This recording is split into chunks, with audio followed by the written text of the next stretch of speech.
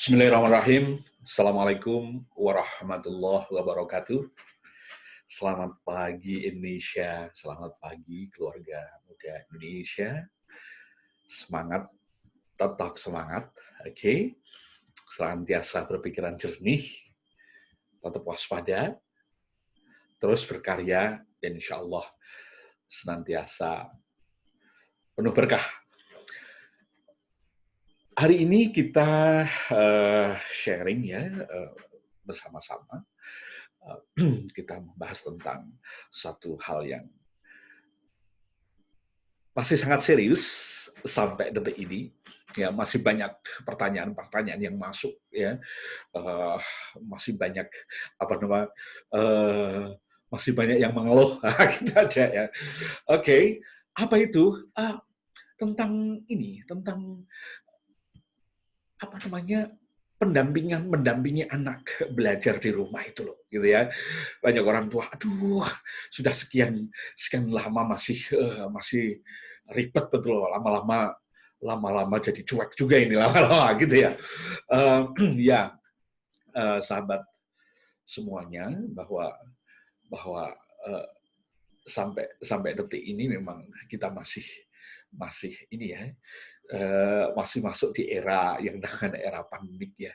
Kita semua masih mengalami itu ya. Mengeluh sih boleh, tapi jangan terlalu over mengeluhnya ya. Mengeluhnya jangan terlalu over ya gitu ya. Kalau biasa-biasa wajar.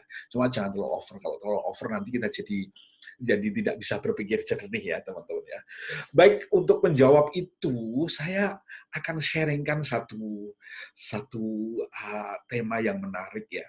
Mudah-mudahan bisa mengobati keluhan-keluhan itu. Apa itu ya? Saya coba sharingkan tentang bekal utama mendampingi anak belajar di rumah. Ya, oke. Bekal utama mendampingi anak belajar di rumah. Bekal utama untuk siapa sih? Untuk orang tua tentunya, ya. Bekal orang kenapa harus dibekali ya?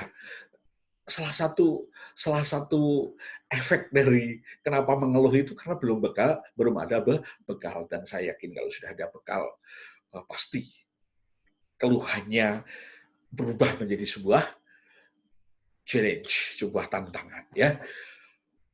Bekal utama mendampingi anak belajar di rumah. Seperti yang saya sampaikan tadi ya, kita masih dalam era pandemik ya teman-teman ya, sahabat keluarga muda Indonesia yang dirahmati Allah ya. Kita masih masuk di era pandemik yang tentunya pandemi COVID-19, tentunya kanan kiri kita masih masih bergentayangan ya, yang namanya virus COVID-19 ya. Ada orang melihat ini penyakit seperti setan aja kan gitu ya, datang tidak diundang, pergi tidak diusir kan gitu kan, tahu-tahu nyelonong, tahu-tahu ada gitu aja ya gitu ya. Iya, memang saking kecilnya virus corona ini sehingga mata kita tidak bisa langsung melihat tentunya ya. Kalau di bawah mikroskop tentunya kelihatan ya. Yang pasti adalah di seluruh dunia sedang mengalami satu kondisi infeksi ya yang menyeluruh ya gitu ya, yang disebut dengan pandemik ya, pandemik yang sekarang namanya pandemik COVID-19 ya.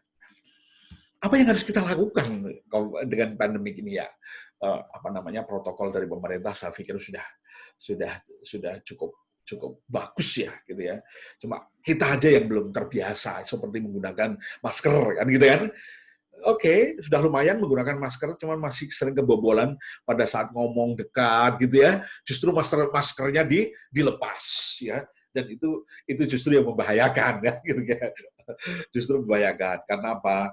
Karena muncratan ludah pada saat kita ngomong ini bisa menjadi sarana untuk proses penularan daripada COVID-19 ya, tetap menggunakan masker, cuci tangan, apalagi social distancing, jaga jarak gitu, terutama pada saat makan bersama di kantor, di kantin dan sebagainya ya, usahakan ya untuk sementara makan sendirilah gitu, karena makan kan harus buka masker ya gitu ya, ya kecuali ditutup. Kalau teman-teman yang pakai cadar ya ditutup kan tetap ya, itu tentunya pencegahannya lebih lebih lebih uh, rigid lagi ya gitu. Kondisi pandemik COVID-19 ya mau nggak mau ya harus kita terima. Ya mau nggak mau ya harus kita terima karena kondisinya memang seperti itu. Kalau kita menerima maka kita lebih bisa mengelola lagi. Oke ya, bisa mengelola lagi. Artinya kalau kita selalu menjadikan ini sebuah sesuatu yang menakutkan, ya itu yang yang membuat kita jadi kurang waspada, jadi panik ya. Dan ujung-ujungnya juga menjadi kehidupan kita jadi tegang dan tidak bahagia ya gitu ya. Nah, sementara panduan COVID sudah ada, kita gunakan ya. Anda kalau beraktivitas silakan beraktivitas tapi gunakan protokol COVID-19. Ini pesannya di pandemik ya. Cuma efek yang lain apa ya, teman-teman? Efek yang lain dok ya gitu. Efek yang lain belajar masih di rumah anak-anak. Oke, belajar masih tetap di rumah ya. Saya pikir ini sesuatu yang harus kita jalani juga ya gitu kan. Kasihan kalau anak-anak kita terus terinfeksi COVID-19 gimana kan gitu kan. Karena COVID ini juga tidak awal namanya tidak nampak gitu ya. Kecuali apa namanya proses sterilisasi di satu lingkungan. Misalnya pondok ya. Pondok itu bagus untuk belajar ya gitu. Cuma catatannya adalah seluruh guru, seluruh ustadz, seluruh pegawai semuanya yang ada di pondok itu nggak boleh keluar pondok. Ya, nggak boleh ada guru bolak-balik rumah pondok gitu ya.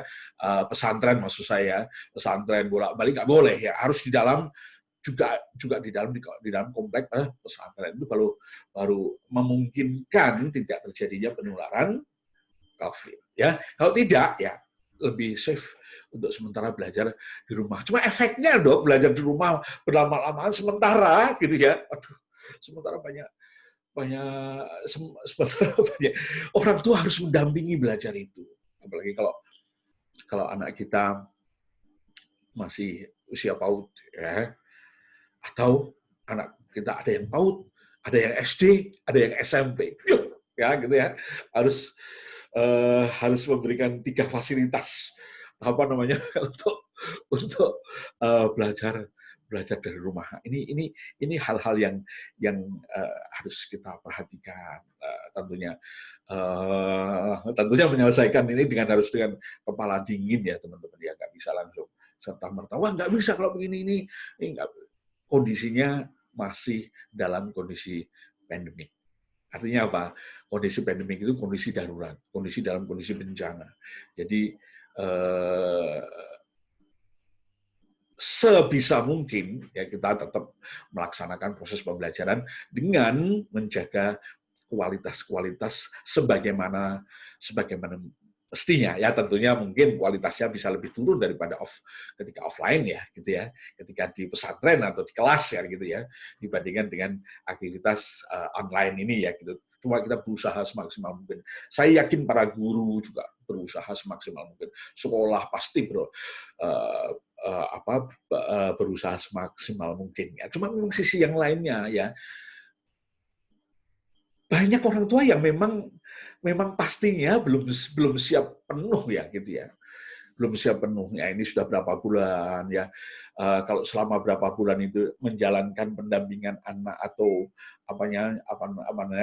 tanda kutip jadi gurunya anak yang ada di rumah gitu ya, kalau dijalankan dengan baik insya Allah dalam beberapa bulan ini sudah bisa terjadi penyesuaian. Tapi kalau dilakukan dengan ngeresulo saja gitu ya, pasti teman-teman mengalami kesulitan asli ya gitu kan, karena apa namanya, karena proses penyesuaian itu sesungguhnya melibatkan saraf-saraf otak, neuron-neuron gitu ya. Sehingga ketika Anda bisa adaptasi dengan kondisi ini, maka neuron-neuron pun melakukan satu jejaring ya, satu proses untuk mendukung aktivitas Anda sedemikian rupa sehingga Anda bisa jadi nyaman atau fleksibel adaptasi dalam kondisi yang ini. Ya, memang kami pun menyadari ya, saya juga menyadari bahwa ketika teman-teman juga harus bekerja dari rumah, anak belajar dari rumah, waduh, saya bayangkan repotnya luar biasa.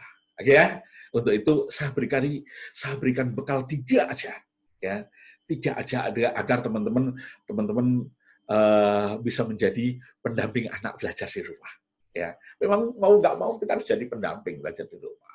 Ya, sebisa mungkin tetap harus belajar mendampingi anak. Karena apa? Esensi kita punya anak ya kita harus mengantarkan anak menjadi pribadi-pribadi unggul. Gitu kan? Ada 3 yang saya berikan oleh-oleh ya buat teman-teman ya.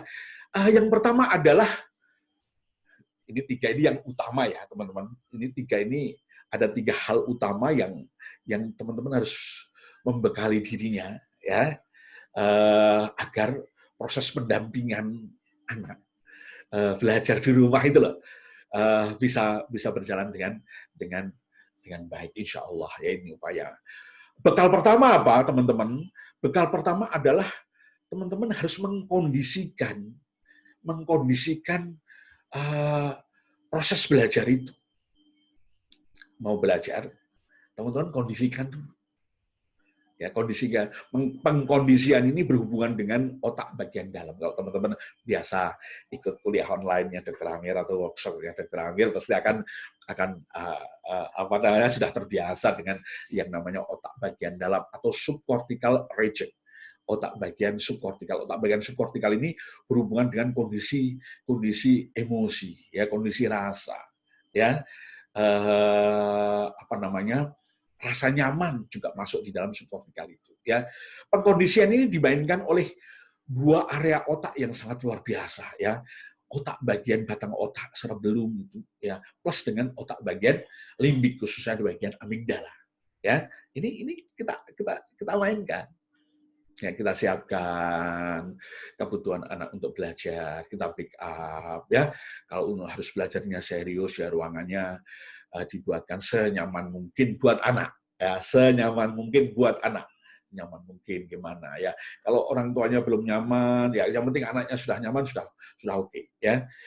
Yang bagus ya dua-dua bisa nyaman semua gitu, sehingga proses proses pembelajaran bisa berjalan dengan baik. Pengkondisian itu termasuk jangan membuat anak-anak jadi menolak belajar. Ya. Pengkondisian itu tujuannya adalah menuju kepada anak-anak menyukai belajar. Gitu ya. Jadi dalam otak kita ini ya, otak anak, otak manusia, pokoknya semua otak manusia itu ada 2 dorongan ya. Belajar ini kan ada dorongan, ada 2 dorongan ya. Ada dorongan pain, nyeri dan itu dia akan menolak. Yang kedua adalah dorongan pleasure ya, nikmat dan dia akan mendekati. Yang pain menolak, yang pleasure mendekati. Oke? Nah, teman-teman harus bisa menciptakan pleasure, kenikmatan, ya, yang berhubungan dengan belajar itu. Oke? Nah, kalau sudah begitu, hindari ancaman-ancaman ketika anak akan belajar. Hindari kondisi-kondisi yang membuat anak tidak nyaman. Sesungguhnya bukan anaknya yang tidak nyaman. Sebenarnya kalau Anda memarahi anak untuk belajar itu ya, sesungguhnya yang merespon adalah otak subkortikal tadi, batang otaknya tidak nyaman, membuat amigdalanya merasa terancam sehingga anak-anak akan terkungkung di dalam perasaan itu, ya. Sehingga proses belajar akan terganggu. Yang kedua, pastikan, oh ini mau belajar apa, nah, gitu kan? Oh mau belajar bahasa, oh mau belajar apa namanya menulis, oh mau belajar dan seterusnya, ya. Nah, maka ketika ketika kita, orang tua kita, sebagai orang tua kita akan mendampingi belajar, ya gitu ya, kondisinya Anda sudah siapkan, ya anak tetap senang, ya terus pilihan belajar apa, nah, ini segera segera Anda gadokkan, ya Anda hubungkan antara pilihan belajar sama pengkondisian. Nah, di pengkondisian ini butuh ide-ide, ya, butuh apa namanya ketenangan, ketenangan emosi pada orang tua, ya. Nah, ini kenapa kenapa orang tua harus banyak belajar emosi. Salah satunya fungsinya seperti ini, menemukan ide-ide kreatif yang bisa membangun kondisi belajar anak jadi nyaman, ya. Jadi rasa anak jadi menyenangi itu, gitu ya. Eh, Terus kemudian teman-teman pastikan belajarnya apa biar Anda juga sudah mulai mulai apa namanya apa, eh, melihat atau menyiapkan di dalam benak Anda, oh ini mau belajar tentang ini, gitu ya. Nah, setelah dua ini sudah tercukupi, Anda pastikan yang ketiga ini setiap Anda mendampingi anak, ya, Anda harus bisa menemukan daya tarik pelajaran itu. Wah, daya tariknya siapa yang menemukan siapa yang daya tariknya untuk siapa? Untuk anak. Ya. Kadang-kadang anak itu atau seringkali anak itu cepat bosan bukan karena dia malas belajar, bukan. Ya, anak-anak itu malas belajar, apa namanya, kelihatan malas belajar, kemudian bosan belajar karena apa? Karena dia kesulitan menemukan daya tariknya. Daya tarik materi itu. Daya tarik materi pelajaran yang sedang dipelajari itu. Ya, maka sebagai orang tua dengan pikiran yang tenang, dengan emosi yang apa namanya, yang cakap gitu, Anda siap saat ya pada saat mendampingi Anda harus bisa menemukan daya tariknya. Dengan tiga hal ini, insya Allah kita bisa mendampingi anak belajar sampai kapanpun, bukan hanya sekedar di era pandemi. Terima kasih teman-teman. Saya Dr. Amir Susdi dari Sekolah Neuroparenting. Assalamualaikum warahmatullahi wabarakatuh.